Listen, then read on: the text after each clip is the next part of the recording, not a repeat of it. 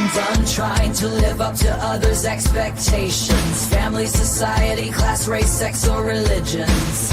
It's time to break free from the isms that make us feel like we're in prison. I'm ready to be unleashed as fuck. I'm ready to be unleashed as fuck. Tired of the madness, done with the sadness. Gonna break free and be unleashed. Yes. Hello, disruptors. And all you guys out there that realize we are living in crazy town. We are Unleashed AF, and we've got some useful information for you today. We're diving into the sane voices. There are so few. Hopefully we'll get more soon. The sane voices in the Whirlwind of Shiitake. I love that. That just cracks me up. Social media and other voices that are telling it like it is and giving us real honest information. So we're going to share those people with you today.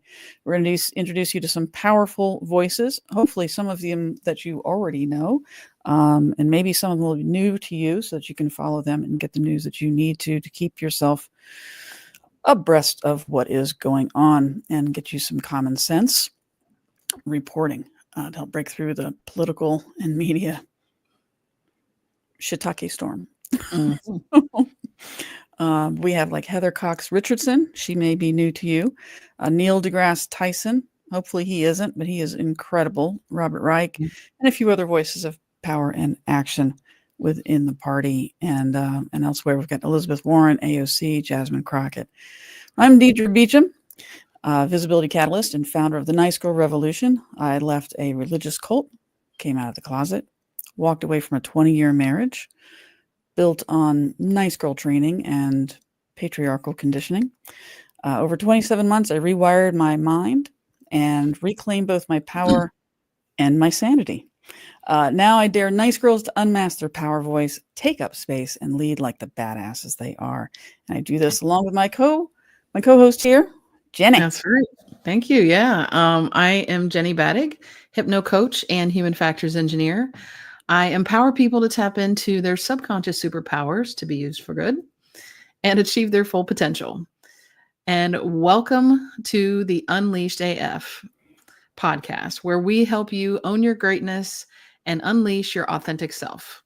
If you're enjoying our shows, be sure to like, share, follow, subscribe, all the social media verbs, and drop your thoughts, questions, and suggestions in the chat or comments. Or you can go to our website, unleashedafpodcast.com, and go to the page WWJDD, which is What Would Jenny and Deidre Do? If you want to give us some feedback or suggestions or just ask a question. We do this podcast for you, and we love hearing from you. Yeah, we do. And sorry for bowing out there for a minute. I had to scratch my nose. It's okay. I was like, I'm big. Yeah. So I glanced back our last episode. We talked about true stories of activism. You can catch that on YouTube. It's always on YouTube live, 3:00 on Fridays. But we uploaded it onto Facebook as well on our Unleashed AF Facebook page. For the week in review, we were just exclaiming. We were talking about this beforehand. We were like, no, we were looking at our little list of all the things that have happened last week, the things we're going to talk about. And Jenny's like, no, we talked about that last week. And we looked it up. It was 5 days ago. So I've not talked about it. And again, these may not be the most important things. They, whatever it is, these are things that grabbed our attention, things that we thought you should know.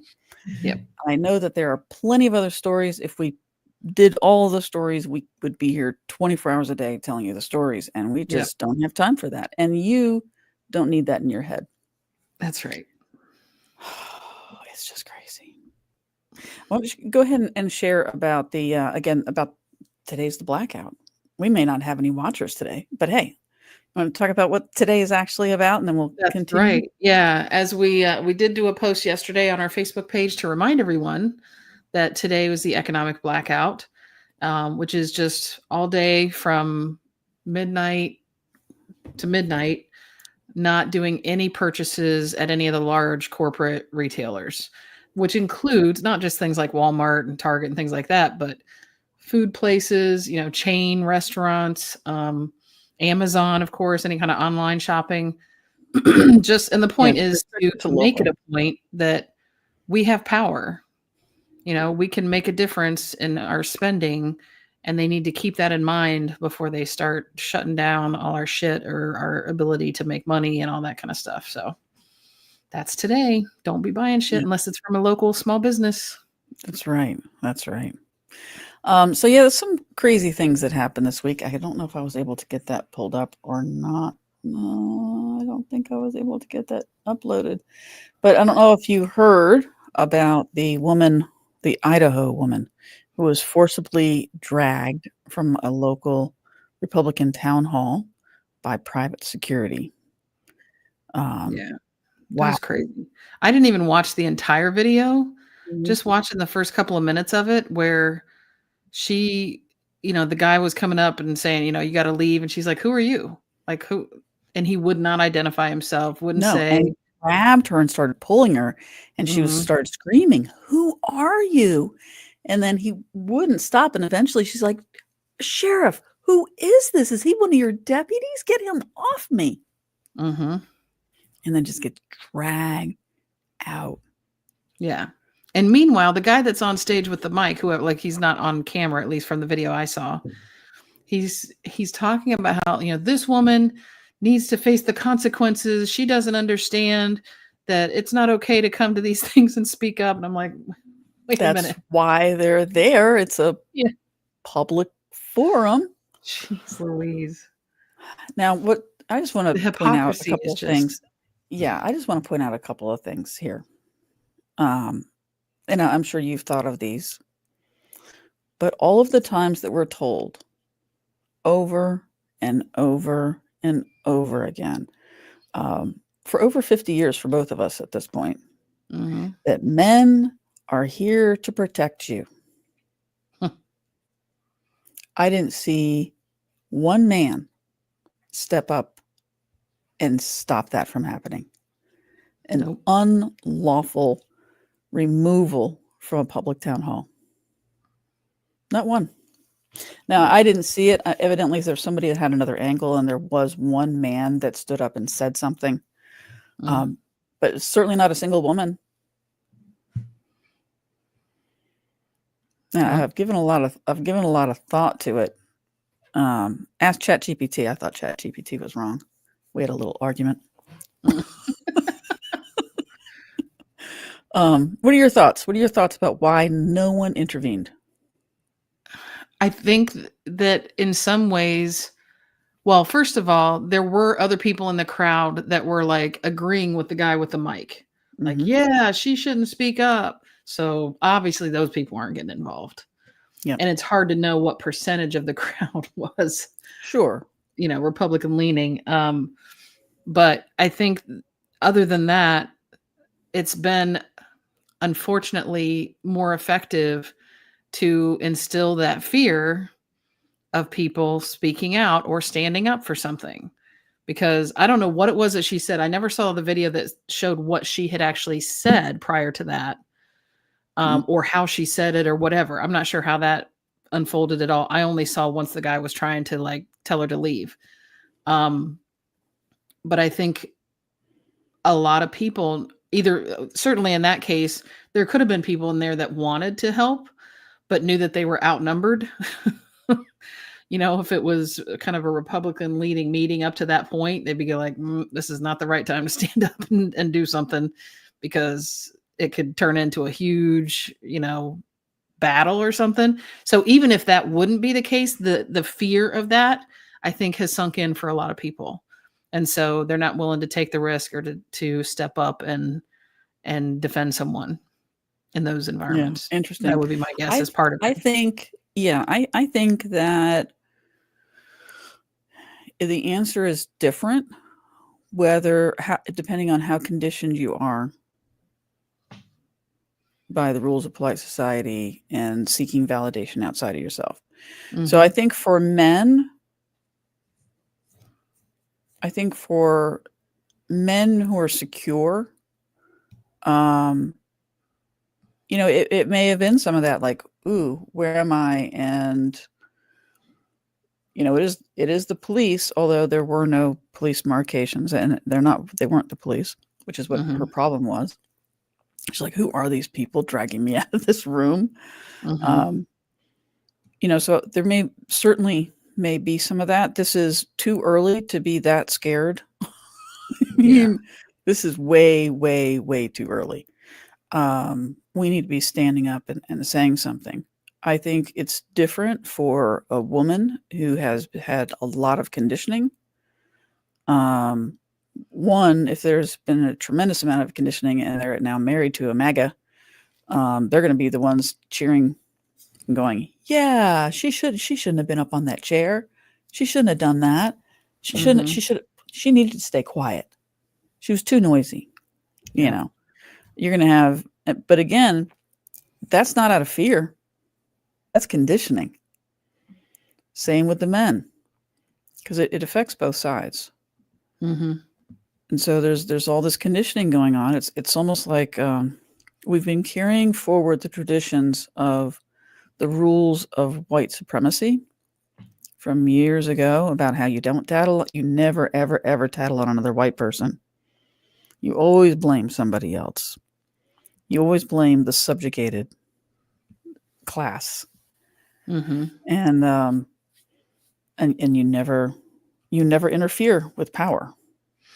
Yeah. And as you said that, it occurred to me that the rules, so to speak, of like a white privilege society is not unlike the way narcissists act on a regular basis. So it's sort of rooted in or based on that same set of principles. Like, no, don't ever take like some kind of blame for anything yourself. Always find somebody else to deflect the blame to. Narcissism 101. Always somebody else's fault. And so the conditioning and that separation of, so think about this. And I'm sorry, we're taking a little bit of time on this one. This one just really intrigued the hell out of me. So when you're a kid, right?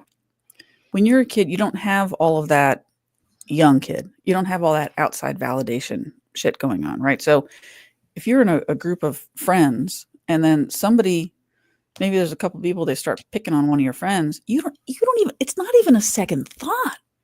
You're like, hey, what are you doing? Just that childlike innocence of what the hell? Because we haven't separated from our bodies yet enough. We care. We care about our fellow human being. We care about our friends. We care about injustice. And then we get older, we've got all this conditioning, and then all of this separation from my mind, from what people are telling me to be. And now I have all these rules I have to follow. Billie Eilish just did an interview about this as well. She called it being polite, being taught to be polite. Again, rules of polite society. And how it's completely eliminating creativity across the country. I thought that was really interesting.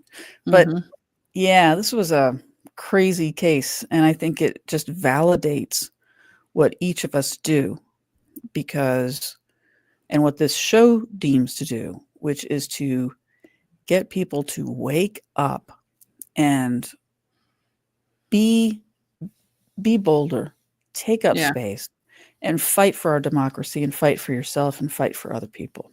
Yeah.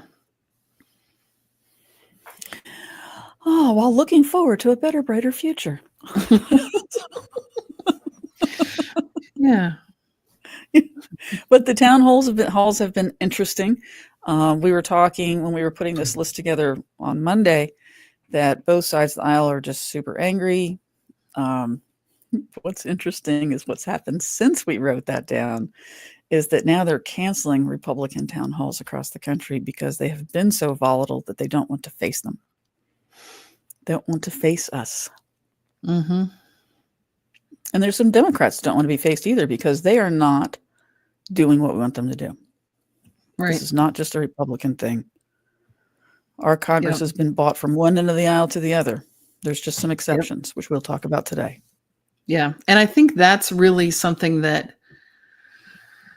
kind of gets lost in the back and forth of just typical election cycles. Like, oh, now we got a Republican, now we got a Democrat. The thing that I feel has really gotten to a boiling point is government in general is not working for the vast majority of the country anymore.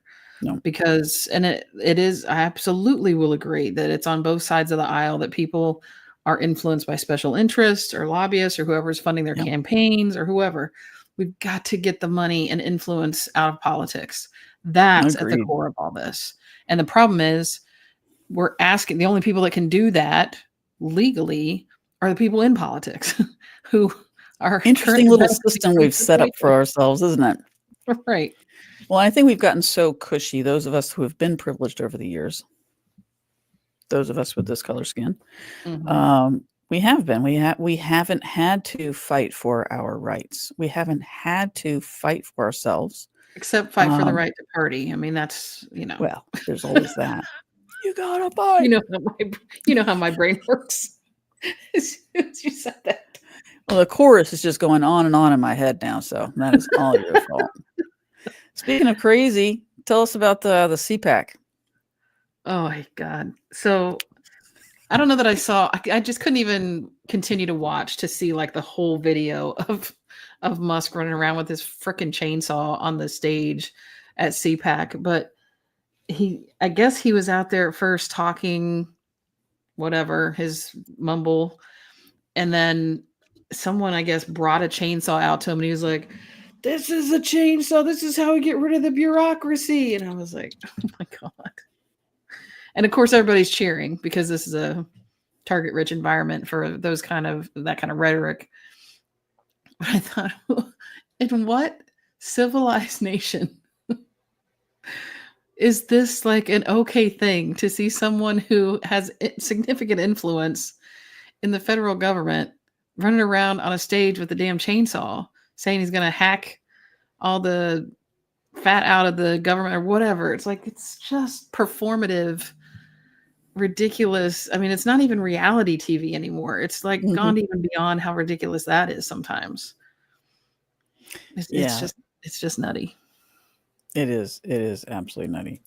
I mean, not even, I wouldn't say that that's even necessarily as bad as his, Hitler salute that he did prior to that. But this was definitely more aggressive, and he wouldn't deny that he ran around. He kind of denied that it was a Hitler salute he did before. But this one, he's not denying at all. He's just running around the stage with a chainsaw saying he's going to cut the government. Just crazy. Yeah, it is. It's insane. I was uploading something that's coming up that we're going to talk about. Sorry for taking a little side trip there. Let's see, what do we have coming up here? Well, the next thing that we had on the list was when the U.S. Army chorus sang "Do You Hear the People Sing," which is from Les Mis, I believe, which is French Revolution era.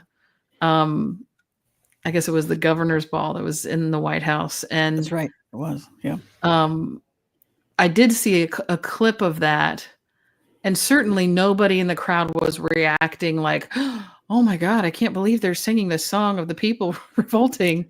No, but there was a little clip of DeSantis going. Well, that's kind of just who he is. I don't know if that's something we can even interpret. I mean, maybe his boots, his high-heeled boots were uncomfortable or something. God knows what was going on there. But then as I thought about it, I thought, oh, wait, even if they understand what this song's about, which I'm going to say not all of them in that room even would understand what's behind that song.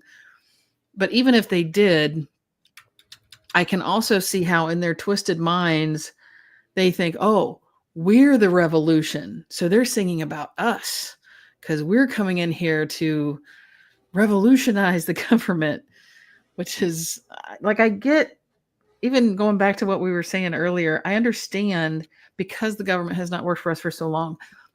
I understand people's desire to elect an outsider, right? And that's part of the people that are moderately sane that still voted for him.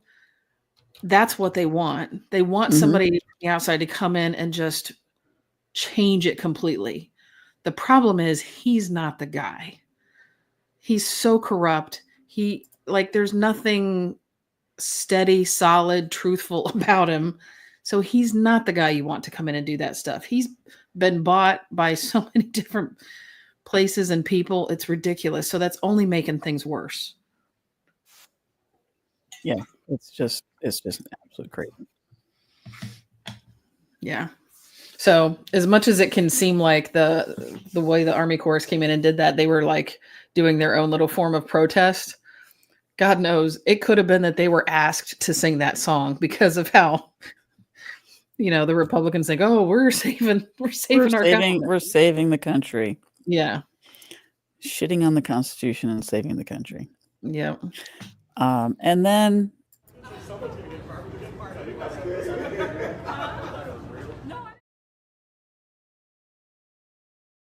yeah, I found it.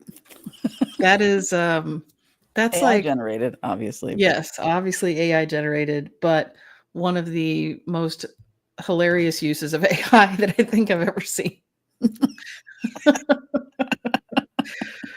Oh my God. That is pretty funny. Did I get Parnas up here? Oh, I don't think. But that was put on it was the offices of HUD, right? Yeah. That someone hacked. They got it down. They got it down pretty quickly, but yeah, it was up when people first came into work. And it was on TV monitors in the hallways, like throughout the building, like in their own little closed circuit network or whatever it was. And then this isn't next on our list, but this happened. Let me see. I think it's this one. At this weekend's CPAC event, the Conservative Political Action Conference, Trump administration board czar Tom Homan, who spent the opening days of the new administration in Chicago organizing raids here, says Boston is now in the crosshairs. I read a story last night, the police commissioner of Boston. You said you doubled down on not helping the law enforcement officers of ICE. I'm coming to Boston. I'm bringing hell with me. Boston, like Chicago, is a sanctuary city. The mayors of I'm bringing hell with me. So Jesus. can only imagine. So Bostonians are cracking me up because now we're seeing all these backlash videos. People are like, dude, do you not understand that this is where the revolution started with the Boston Tea Party? Exactly. We are not the people to be messed with. And I'm seeing video after video after video. Anyway, it's yeah. So that happened.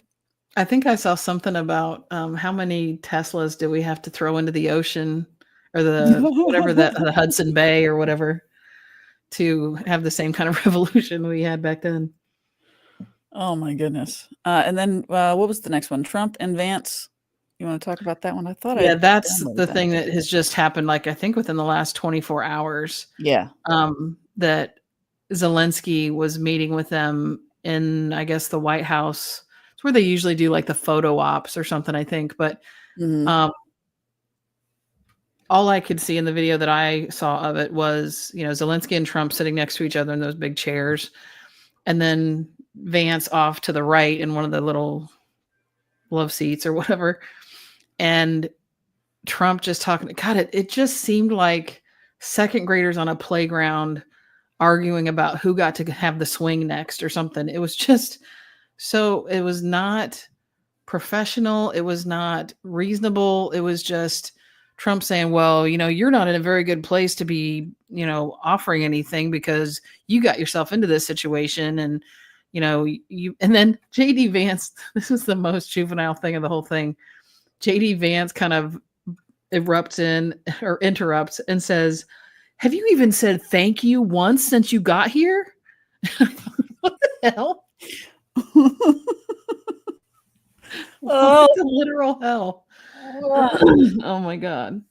Because Trump's like, oh, you're not in a position to do any kind of, negotiating. We've been helping you for so long and you got yourself into this mess and all this. And Zelensky's like, no. Oh yeah. You started this war.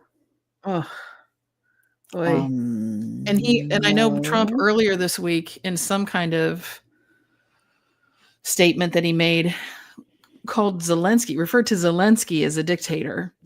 And then when he was asked about it later, he was like, "No, I didn't say that. I don't think I said that." Absolutely, you did. Like, And then they asked him, "Would you call Putin a dictator?" And then he says, "Well, I don't lightly toss that word around." exactly. Jeez Louise. Oh my God. In his first month, he's way worse than Sleepy Joe that he always made fun of. It's just amazing. Let me see if we can We have see. massive breaking news right now. A screaming match has erupted in the Oval Office between Donald Trump, J.D. Vance, and Ukrainian President Zelensky over the war in Ukraine. I can't even do this clip justice. You need to watch it for yourself, and I want your opinions in the comments.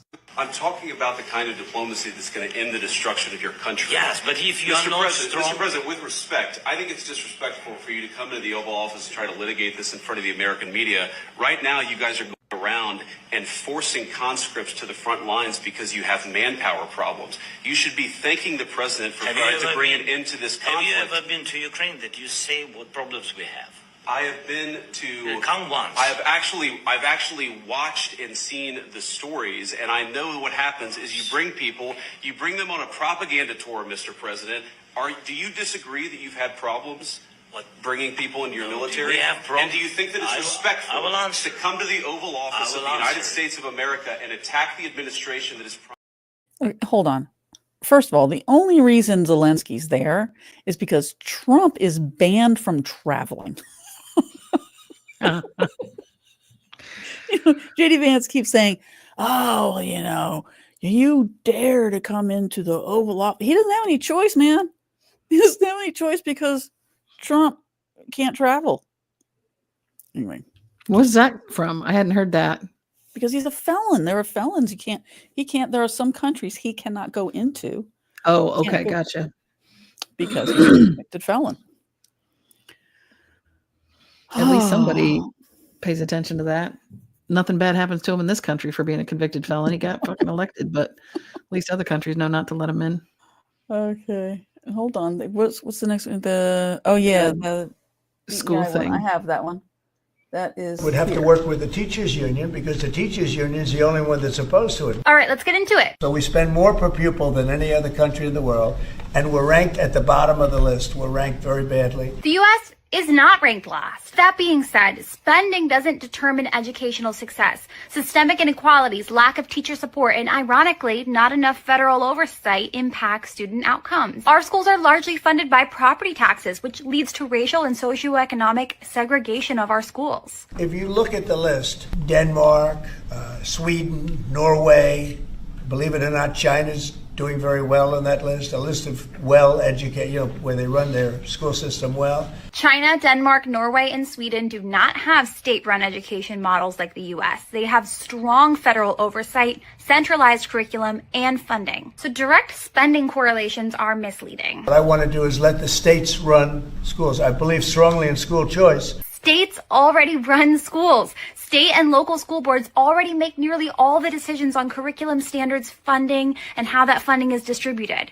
But in addition to that, I want the states to run schools, and I want Linda to put herself out of a job. The U.S. Department of Education provides extra K-12 funding for special education, low-income schools, and civil rights enforcement. Federal oversight helps protect students' rights, especially students with disabilities, racial minorities, and LGBTQIA+ students, which I have a feeling is what you want. I could give the schools back to Iowa and Idaho and Indiana and all these places that run properly. There's many of them. Some states rank among the lowest in education, especially red ones. Simply giving them more control doesn't automatically make them perform like Denmark. I think that if you moved our schools into some of these states that are really well-run states, they would be as good as Denmark and Norway and Sweden and some of the other states. Some states, like Massachusetts, perform great, but other states underfund their schools, lack high standards, and have teacher shortages. High-performing countries also have universal health care, paid parental leave, subsidized child care, and low poverty rates. And in a lot of those places, teachers are also paid very well and respected, which helps. I think I'd work with Congress. I think we'd have to work with the teachers union because the teachers union is the only one that's opposed to it. Nobody else would want to hold them back. You do not want to work with the teachers' unions. I know that based on how you talk about them. And the highest performing countries have strong teachers' unions. Teachers' unions also don't control how states manage their education, but they advocate for fair wages, smaller class sizes, and funding. All things that help the education system thrive. Look, we have to tell the teachers' union, we're rated last in the world in education of the top 40. States with strong unions consistently rank higher in education than right-to-work states. Instead of cutting federal oversight, focusing on equity, teacher retention, and social services would improve student success. The highest performing countries have the opposite of what is being proposed. It's just over and over again. The stuff he's talking about doing, if people just did a little bit of research to find out, well, what works other places? Or how's it working in, like she said, blue states versus red states? These policies, these changes he's wanting don't make sense. Yeah. When you just look at something that simple, not just in education, but that's a great example. And then he comes out and talks like he knows exactly what he's talking about. So we know he doesn't, and it's very frustrating, and we're going to have to keep on fighting. There is a lot of momentum. I mean, they're trying to do these things very, very quickly. And I think that they're seeing how much things are slipping, and there's animosity inside, there's infighting, but we have to keep going. And we could be all gloom and doom about all these things. Some of these things can be very, very scary, and some of them are. And there are people that are losing their jobs, they're losing their lives. It is happening. And so we want you to be aware, but we also want you to be sane, right? And I'm going to go back to one of the videos that we showed last week where, they were talking about, hey, you know what? We got up and we buried our dead in the morning. What did it say? We buried our dead in the morning. I can't remember how it went. Yeah, we did our work during the day, and then we danced at night. And I think it's really important for you to maintain your sanity, and that's why we're doing this particular episode, calling the Sane Voices in a Whirlwind of Shiitake, because there are people that have some very sane things to say that can give you a much better idea of exactly what's happening in our country. And in a lot of cases, they'll give you things that you can do and be a part of. And that's one of the things we like to do as well. Yeah. And actually, before we jump into the folks that we're going to talk about today, I want to mention, a lot of people probably have seen the ads like in Facebook and other social media for that 1440 news. And of course, they're making it sound like, hey, we're unbiased. Come watch us because you can't trust the media or anybody else, major media. And it just took me a little bit of digging to find out. Well, first of all, you can go to their website, look at their About Us or whatever. It says these are our people. Not a single person of color in their employ, in terms of this is who's putting together your unbiased news. Hard to tell. I mean, there was mostly men, I'm sure, but a few women. So it wasn't completely white male, straight white male Christians. Can't tell the religion just by looking at them. There's things like that I couldn't necessarily tell, but just by looking and seeing there's no diversity in terms of race, that shot up a red flag for me. Then when I looked into the founder of it, it's a former Republican senator. So yeah, probably not going to be completely unbiased. So even though you found that out, that was fantastic. Yeah, they've been really pushing this thing about them being unbiased, and and I don't believe they are. But I have since then found Straight Arrow News, which I saw on an independent website. They ranked very, it was very low bias, and kind of equal representation kind of thing. So we have added to our website, the resources page on our website now. Oh yeah. To Straight Arrow News. And it's just san.com. If you want to go there to get, they represent both. It's sort of like there's 3 different areas of their website. There's just different topics if you want to go find out information about them. And then there's opinions. If you want a left opinion, if you want a right opinion, there's others, you can see that so that you can consciously know that you're getting an opinion from one side or the other, just to have the awareness of both sides. But overall, it is considered very low bias in terms of a news source. So That's awesome. wanted to share that. I really with appreciate you doing that. I know when we were first looking at, trying to find unbiased news, and I was one that said, hey, we need to take a look at 1440. And the first thing Jenny said is, they're all white. Yep. And I was like, oh my gosh, yeah, that's great. I hadn't even seen the board yet. And so I really appreciated that you saw that, pointed it out, because it's how in the world can you, especially white people. I'm sorry. I've been doing a lot of studying myself to rid myself of the systemic racism that is in me. But it's been in me for 50 something years. And so it would be a constant conscious effort for me to not have some sort of bias if I was doing a news article. So thank you so much for doing that. Yep. Yeah. And of course I did the same kind of look at the people involved with Straight Arrow News. It's a much larger staff that they have information about on their website. And, there's black, white, brown, male, female. Awesome.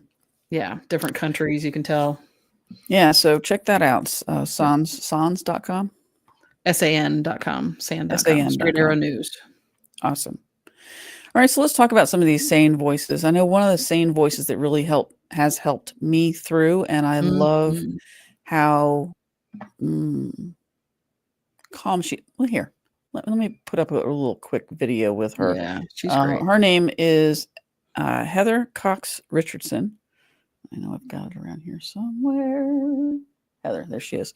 Heather Cox Richardson. She's a historian, a professor, and a writer known for her, I'm reading, for her analysis of American politics and democracy. She oh my gosh. She specializes in 19th century U.S. history, focusing on Civil War, Reconstruction, and evolution of political ideologies. She teaches at Boston College and is widely recognized for her Letters from an American Newsletter, where she breaks down current events with historical context. And I absolutely love listening to her. She's incredibly level-headed. She is obviously incredibly intelligent. She is knowledgeable.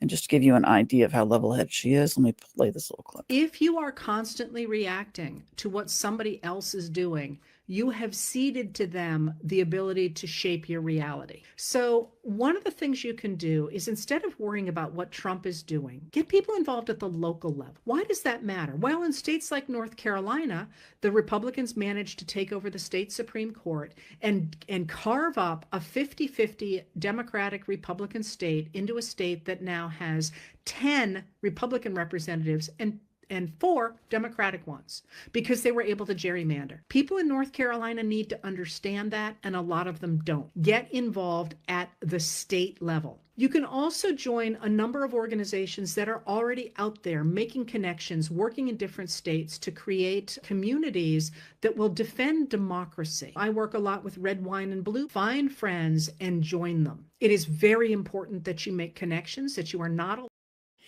So again, we'll put all of these videos up on our Facebook page. But yeah, you can see she's calm. She has great advice. She's like, look, and she'll give political commentary too. It's not just, oh, don't worry about Trump's doing. She gives just fantastic, grounded advice that you can go out and do. Yeah. And certainly I haven't seen her do as many or at least I haven't watched her videos lately, but I did more often right after the election. And sometimes she wouldn't, like, her video would go on for well over an hour, just her talking about the different things that had happened or things that were being heard, through the media or whatever. And like, that's what this means. She was just very she actually detailed. Oh, yeah, great. she actually avoids television appearances. That's why many of you may not know her. However, she is a writer, as I was saying before. Her Letters from an American started as a Facebook post in 2019, and now it's one of Substack's most read political newsletters. So she is highly respected, and she's fabulous because she knows so much history.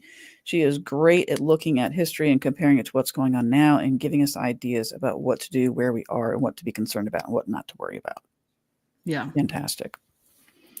And then you want to talk about the next one we have here? Sure. Yeah. Another one that I felt was important to include in this list was Neil deGrasse Tyson. And most of us have probably seen, he is definitely on TV. You have most likely seen him before. He's been on many talk shows, late night shows, things like that. Most of the time he's brought on to talk about science. You know, if there's some kind of like I'm sure he was extremely busy when the eclipse was happening last year, because astronomy was like one of his he got his master's degree in astronomy. He's always been into science. He's not anyone that has ever talked about being political or expressed an interest in politics one way or the other. He's a scientist. So from that perspective, like Heather Cox Richardson, we said, is more about history. So she has studied the history when it comes to politics and things like that. So she in our government and just how our country has evolved. She knows that stuff like the back of her hand. He comes at it from a scientific perspective.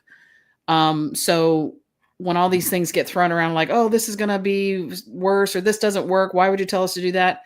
He looks at it from a science perspective. Now, saying that doesn't mean that sometimes things will change, because as science learns new things, the answers change. But based on, and he'll say this quite often, what we currently know, this is the answer. So, you know, he'll quite often qualify what he says based on what we currently know or the information we currently have. I know. I love that he does that. Yeah.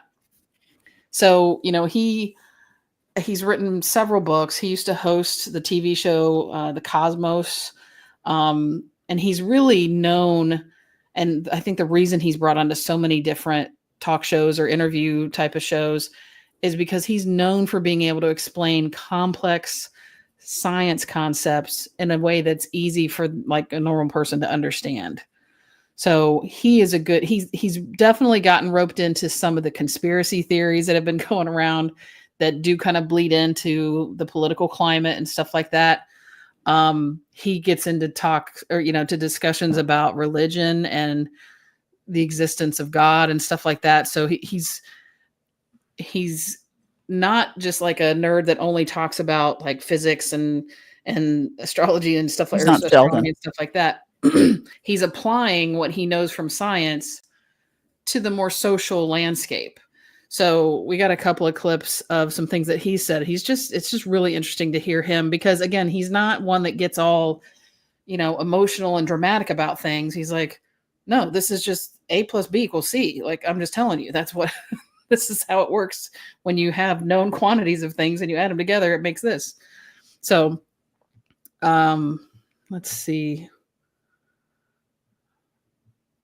You can't have a functioning democracy with an uninformed electorate, because then politicians can pull the wool over their eyes, they can be duped. You know what science literacy is? It's inoculation against people who would otherwise exploit your ignorance for their gain, be it political, cultural, economic gain. Because as I've said, the good thing about science is the objective truths of science, they are true whether or not you believe in them. Whether or not they agree with your political philosophy, your religious philosophy, there's plenty of things you can base on your various philosophies in a pluralistic land. But laws, I think, shouldn't be among them, because the laws apply to everyone. And what applies to everyone? Objective truths, not the personal truths that people hold so dear. No one's going to take that away from you in a free country. If you're going to rise to power and have power over everyone, and you're going to bring something that is not objectively true into law, into policy, I don't know what country that is. It's not a country that could ever hope to ascend to a leadership position in this world. It's some other kind of country. And in a free democracy, you can vote to have that country. And nothing I can say about it, and nothing I will say about it.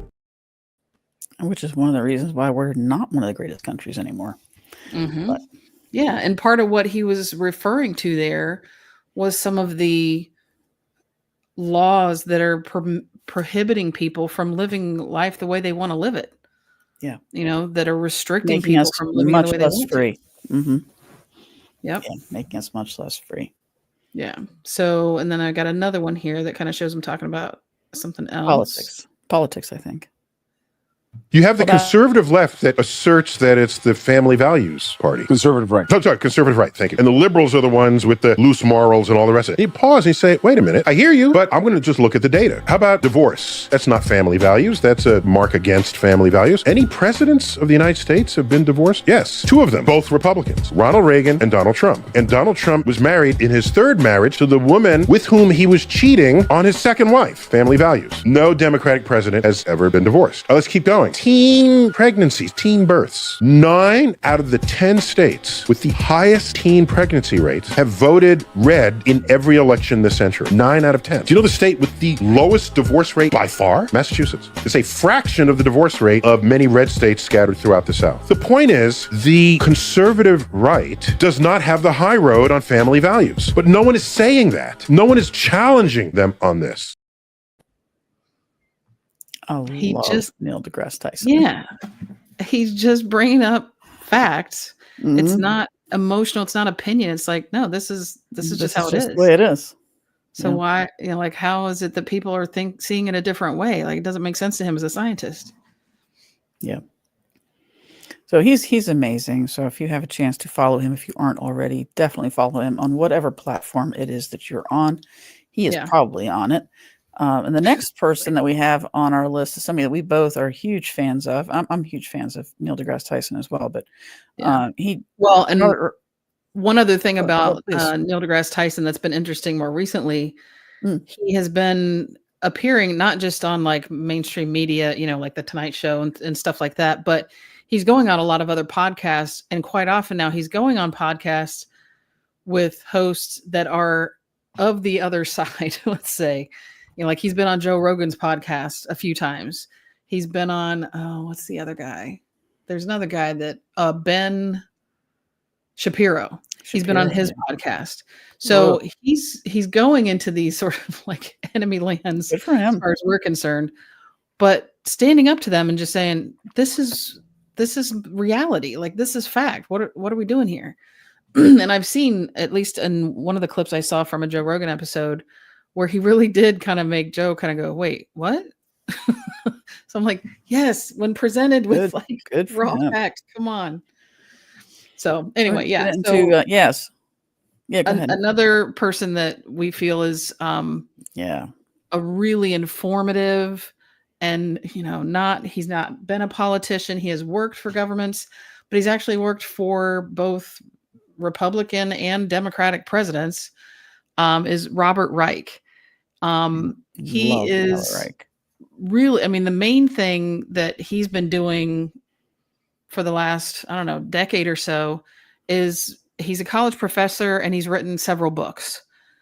Prior to that last decade or so, he had worked under the Ford administration, which is Republican, Carter, Clinton, and Obama. His biggest role in any kind of administration was that he was Secretary of Labor under Bill Clinton.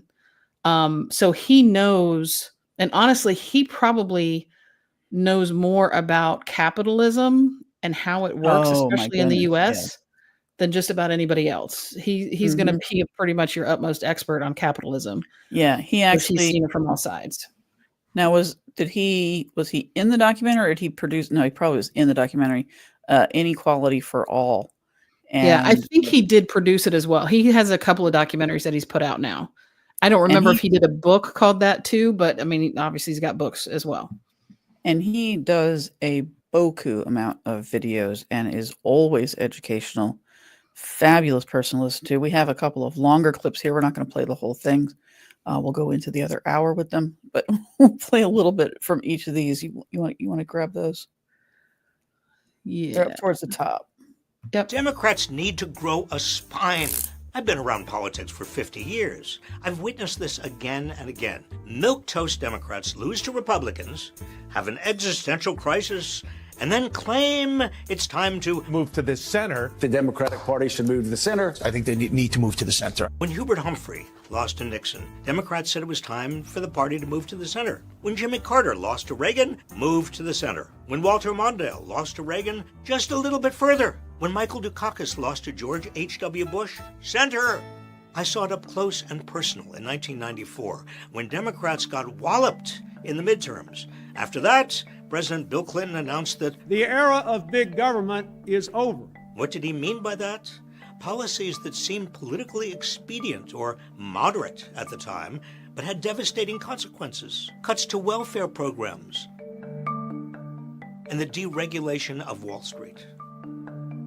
With every big loss to Republicans since, where have the Democratic establishment, donors, and talking heads claimed the party needed to go? Center. Center. But where is the center anymore between Democrats and Republicans? Halfway between truth and lies? Between democracy and oligarchy? Between freedom and fascism? By moving to the so-called center, Democrats have failed to fight the forces that led us to Donald Trump. Widening inequality, economic insecurity, and the unchecked political power of corporations and the rich. Now is not the time for Democrats to retreat to the center. It's no time for compromise or Republican-light policies. Democrats must hold Donald Trump accountable, not capitulate to him. Democrats must oppose the cruel MAGA agenda of deporting millions of undocumented immigrants who are so vital to our communities. They must defend LGBTQ+ people from attacks. They must stand on the side of reproductive freedom. Democrats should call out the oligarchs who are taking over our system by buying up media platforms and turning them into right-wing cesspools and making It could go. He's amazing. He's amazing. Yeah. Again, we'll upload that. So funny, when we were watching that, I was thinking about something that now has just completely escaped my mind. just as I was getting ready to say it. Oh, now I remember. We're so smooth with that. I was ready to hear what it was. I was like, oh. Do you know the number of? No, I didn't fact check this, so I probably should fact check this.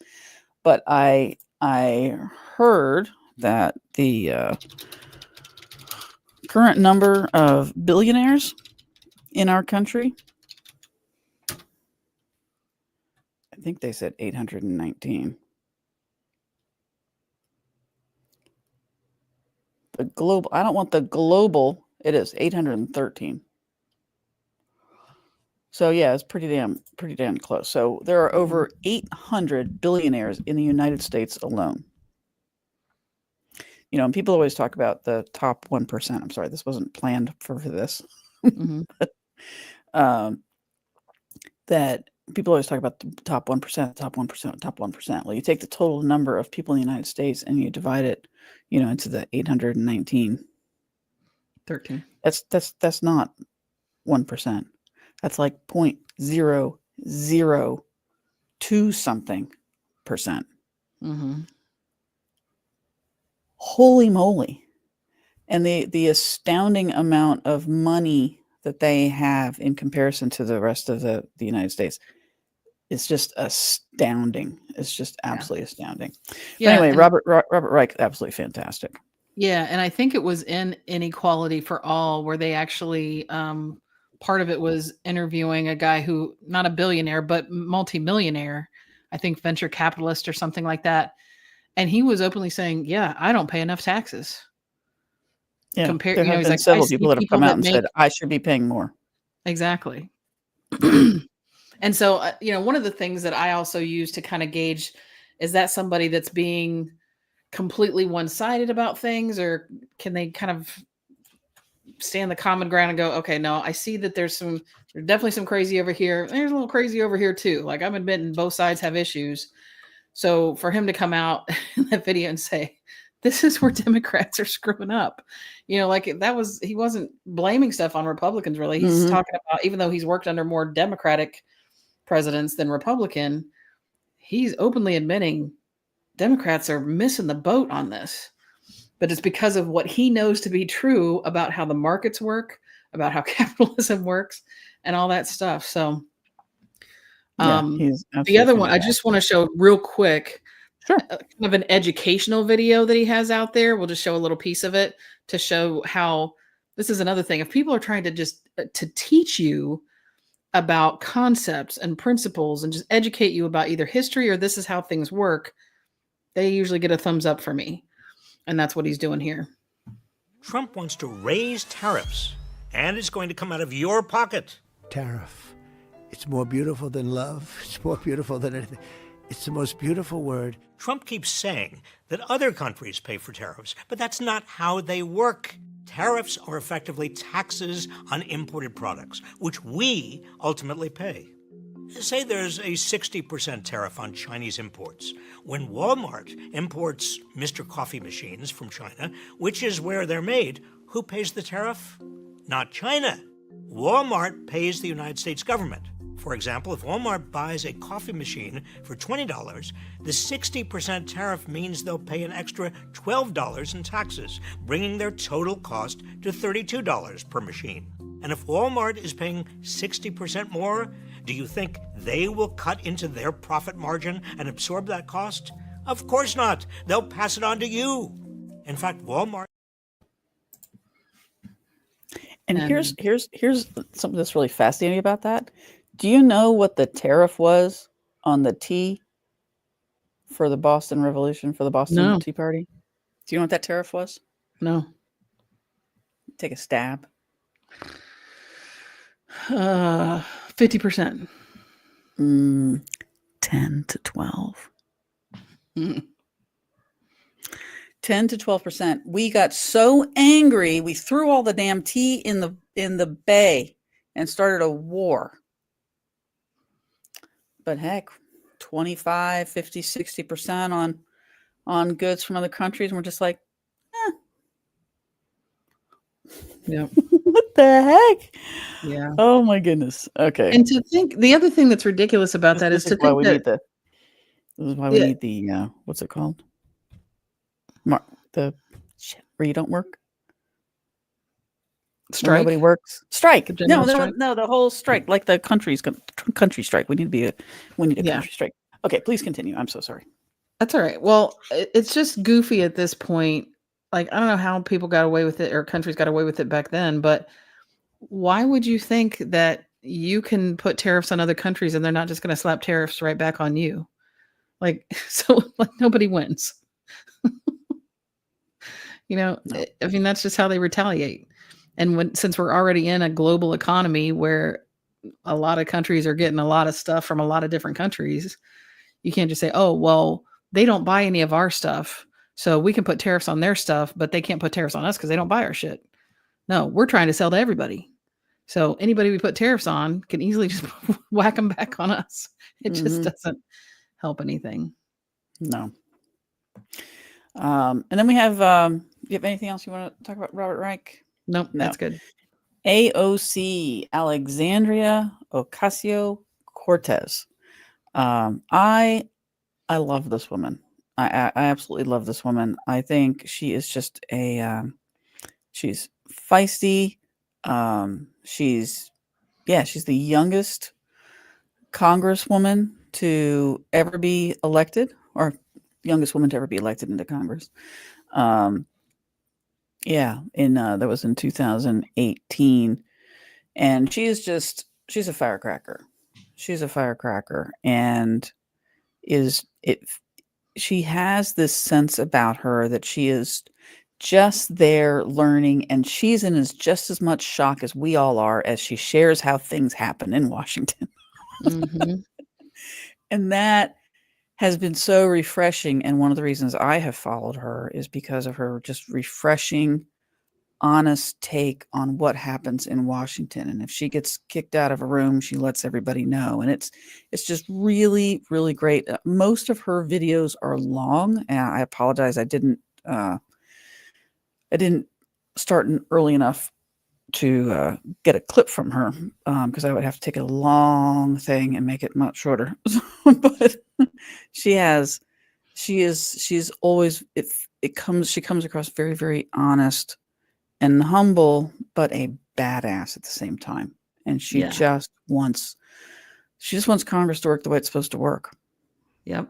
And part of that, I feel, is because prior to being in Congress, she was just sort of your average worker, like blue collar worker. She was a bartender or waitress or something like that at a bar, and making probably barely enough to get by in New York City. So she understands the plight of like average people. There are some really good interviews with her recently that I've seen. She was on Jon Stewart has a weekly podcast that she was on lately, and there was some really good discussion between the two of them. So I encourage you to look that up and watch it if you can.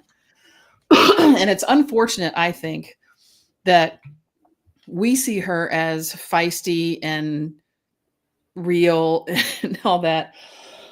Excuse me. But of course, Republicans, patriarchal, whoever, sees her as a crazy bitch because they have to protect against her speaking truth, basically. But so many people that are like MAGA types are like, oh, AOC, she's crazy. She's, oh, I can't even stand to hear her talk, blah, blah, blah. They do that whole nonsense. Well, she's a woman, and any woman that comes into power is going to be attacked. Well, and is willing to stand up and fight for things like she is. Oh, yeah. Yeah. Look, one woman just tried to talk in a town hall and got dragged out by 5 men. So, yeah. So many times I wish we could take, this would be a great use of AI, to take what somebody like AOC says, but have it as if if it's some white male saying it and see how they react. Oh, there are people on the street that do that. There are people that go out in the street and then they'll say that so-and-so said it. And they're like, oh no, I'm sorry. That was so-and-so that said it. And getting a completely different reaction. Absolutely. That would absolutely happen because she's saying so many of the things that the people that act like she's batshit crazy really should be supporting, but they won't listen to her just because they shut it off as, oh, she's the crazy bitch.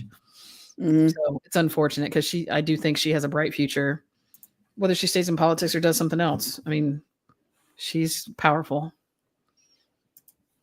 Okay, I'm getting my script back up here. I just found another video I wanted to put up. Okay, so then we also have Elizabeth Warren. You did some research on her. She is, I know that there are a lot of people on the far right, especially, who are like, I just can't stand her voice. Well, you know what? You can never stand a female's voice who comes up and says things. So yeah, forget about her voice. Pamela, good grief. Yeah. She is an amazingly intelligent former law professor. She's, you do her justice. Yeah, well, and one of the things that's sort of the common theme for me, I just mentioned it about AOC. She was working blue collar stuff before she got elected to Congress, and she absolutely went and knocked on doors to get contributions for her campaign. Like, this was not something that was funded by big anything, by any kind of industry. And similarly, Elizabeth Warren came from humble beginnings. She grew up in Oklahoma. They had their car repossessed when she was a kid because even though her dad was working, it wasn't enough to pay the bills. She had to start working herself at a restaurant at the age of 13. So she's seen, like the struggle that a lot of American families deal with and experienced it firsthand. Even with Robert Reich, he didn't necessarily see the financial struggle, but he was bullied as a kid. So he got that ingrained feeling of, I need to stand up to these bullies and I need to give people a voice that don't have a voice. That's been his internal compass. That's one of the things that draws me to some of these people, is seeing that they have the the background that gives them that internal compass of fighting for people, like the common people. Right. She actually, like you were saying, AOC was the youngest congresswoman when she was elected. Elizabeth Warren was not the youngest, but she was the first female congresswoman from Massachusetts when she was elected back in 2013. So, she did several things before that. She was a law professor. She even taught school, I don't know if it was kindergarten, something in elementary school for a year. She was a stay-home mom for a while, went back to school after that, and that's when she got her law degree. And in fact, I didn't know this until I was doing the research on her. She was a registered Republican in the 90s. Really? Yeah. Huh. Yeah. And so well, that side of the aisle has changed a lot. Yep. Especially Yeah. as Robert Reich was saying, the left has kept going more towards the middle. And it's not like they've come to the middle with us. They've just keep going further and further right. Yeah. And one of the things that I appreciate when I see her pop up on my social media feed is so often she's talking about protecting people in terms of our finances. She was a huge proponent of the Consumer Finance Protection Bureau, which is now very much under fire in terms of Musk and Trump trying to get rid of it. She was involved with the Dodd-Frank Wall Street Reform and Consumer Protection Act that was trying to keep, people from losing their shit back in the day. So she's just very much about representing the common person and making sure they're not getting taken advantage of by the government. So those are some of the things that make it interesting to follow her. One example of like her passion and what she's doing is in this video that I'll show.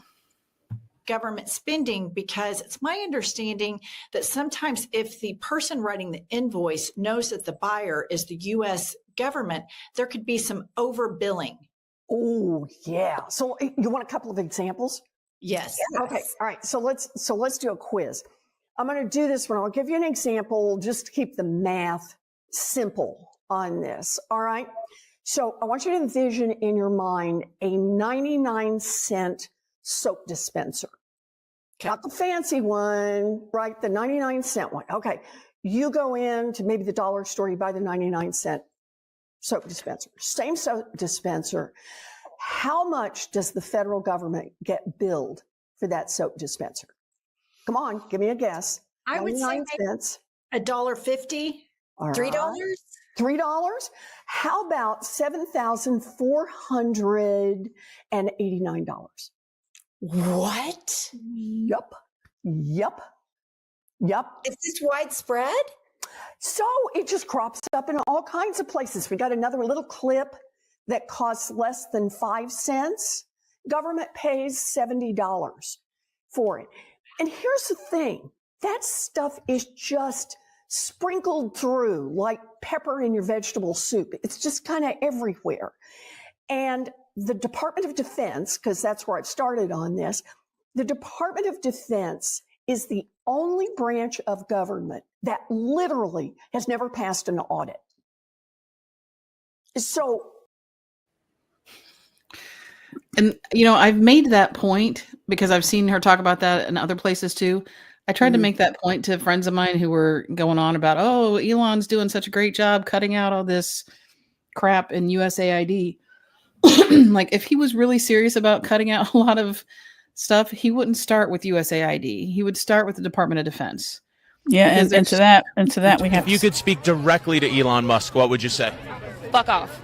That's it. Okay, continue. Yeah, another feisty congresswoman. But she talked about before he even started with his slashing and cutting of things. She's like, come on, talk to me. I'm all with you on let's cut out the government waste. I got a whole list ready. Did he go talk to her? Hell no. Well, he went in, yeah. To the organization that there's several organizations within the USAID that are investigating him. Oh, well, those things don't need to be there anymore. So let me just cut those. Well, that's like there's a bipartisan bill that went through. There was a certain amount of food that went to, I cannot remember the country. I apologize. I don't know if it was Nigeria or where it was, but it was going out to this country, and it's already there. We've paid for it. The taxpayers have paid for it. It is sitting in this country. It's sitting in warehouses. It is starting to rot because Elon Musk came in and cut off the funding to go take it to the people. Yep. And that's just one of so many stories. Many stories. And when you think about the stuff, like she had to dig to find that information. That's not something you find in the first 2 hours or 2 days of accessing the data. You got to look for that stuff and sort it out and figure it out. Just like this whole like broad sweeping. Oh, we didn't even talk about this with the things that have happened this week. The thing about the emails, send an email reply with the 5 things you've done in this last Things week. you did this week. Whatever. Yeah. It's Such a blowhard. absolutely ludicrous. It's all just an illusion. So If you could speak directly to Elon Musk, what would you say? Fuck off. Yeah. It just needed to And be that's said what I again. hope. That's what I hope most of those replies had in them. Mhm. I saw some people that were like, yeah, just reply and say, not as much ketamine as you did this week. So that would be an equally Yeah, that's acceptable awesome. response. So yeah, But- so Elizabeth Warren is absolutely fantastic. And then Yeah. as we have seen, If you could speak directly to Elon Musk, what would you say? Fuck off. it's just, I love her. Yeah. So she is in Texas 30th congressional district, which is the Dallas area. She's a former civil rights attorney. She previously served in the Texas House of Representatives, where she was one of the Democratic lawmakers who fled the state in 2021 to block restrictive voting laws. She is known for her sharp debate skills. She is absolutely phenomenal. She is very, very bold. She is the one that, talked about beach blonde, butch. Yeah, that one. But yeah, here, let's play another one. I know we've been keep playing the one about her with Elon and her opinions about Elon, but here is Jasmine Crockett talking about democratic messaging. We've got to do better at education. People don't understand, but you will understand when those hospitals in rural America start closing down even more. You will understand when you don't have your Social Security. You will understand when your Medicaid, your Medicare goes away. You will understand as planes continue to fall out of the sky. Soon you will understand why it's important to maybe have somebody that isn't loud and ridiculous, and maybe Sleepy Joe is what we wanted because we could at least sleep at night. Yeah, that's the truth. Amen, child. So she is very vocal. She has no problem clapping back. She has no problem reclaiming her time. She is, in my opinion, one of the most attacked representatives in Congress because she is so forceful, and she demands taking up space. She demands to be listened to. She is a powerful, powerful woman. Yep. And she's not afraid to challenge what is happening right now. And all of us could take a page out of her playbook because she's honest, she's intelligent, and she tells it like it is. And she's just trying to get people to wake up to the fact that we have to fight for our democracy. Yep. She definitely in her power voice. She's definitely acting unleashed because she's not holding back. Unleashed. So I hope that she really, beyond the changes that she's making herself while she's in Congress, I hope that there's a whole generation of young women, young Black women, young whoever that are inspired by her and decide, hey, if she can do that, so can I. Because if we can get a lot more people like her that know what they're talking about, like there's there's also the Marjorie Taylor Greens of the world, which she has gone up against many times, who don't mind stepping up and taking space, but she doesn't know what she's talking about. She doesn't have the background or education. Jasmine Crockett is solid in what she knows and what she's talking about. And that's part of what gives her that confidence to be able to stand up and say what she needs to say. We need more of that. Awesome. So this has been a little bit longer of a show than we usually have, but we thought that this was incredibly important for you to have the names of these people. If you follow somebody that you think is amazing and somebody that we should know to add to the people that we're following to keep our heads above the floodwaters, floodwaters that keep coming in. And because of those floodwaters, our topic for next week, and I love this, we're going to talk about finding joy in the midst of chaos. I was likening it last week to Nero, that we need to find a way to live our lives while Nero is playing his fiddle. Of course, Nero being Trump, but of course, I'm just saying that for people who don't know who Nero is. But we're going to talk about finding joy in the midst of chaos. Anything else, Jenny? I don't think so. Just remember, no buying online or unless you're buying local and small business today for the rest of today. Yeah, and there's other things that are coming up around that too. Like there's going to be other strikes or blackouts. So the same websites that we've shown you guys before, and we'll be posting it on our Facebook page as well. Yeah, absolutely. Keep up with the different days where we're making our presence known. Yeah, and in general, I mean, overall, I mean, this is a great day to start making a change. So if you do normally do a lot of shopping, cut back on your shopping, spend local, try to pull yourself off of Amazon as much as possible. And there are all kinds of people that say, well, but then they still make all this money. It doesn't matter. We're just trying to show that we have power. Because that's what they need to see, is that the power is with us. So right, yeah. If you enjoy, it's not about like ending it forever. It's not like you never spend anything in these places again. Like you said, it's just demonstrating we do have power. We can move the needle, so to speak. So you need to start listening to us and doing things differently if you want us to stop doing this. It'll be interesting to see what kind of effect this had, if at all. I'm looking forward to seeing how many people participated. Mm-hmm. So we'll hopefully have some information for you next week to see what the results were. But if you enjoyed today's episode, please subscribe and follow, share, click the buttons. Okay. And if you have a topic, question, or want to be a guest, please go to unleashedafpodcast.com. Click on the button WWJDD. We would love to hear from you. And that is, again, what would Jenny and Deidre do? And we will see you next week. All right. That's right. Take care. Oh, I'm trying to get used to this whole thing. It's new. I'm done trying to live up to others' expectations. Family, society, class, race, sex, or religions. It's time to break free from the isms that make us feel like we're in prison. I'm ready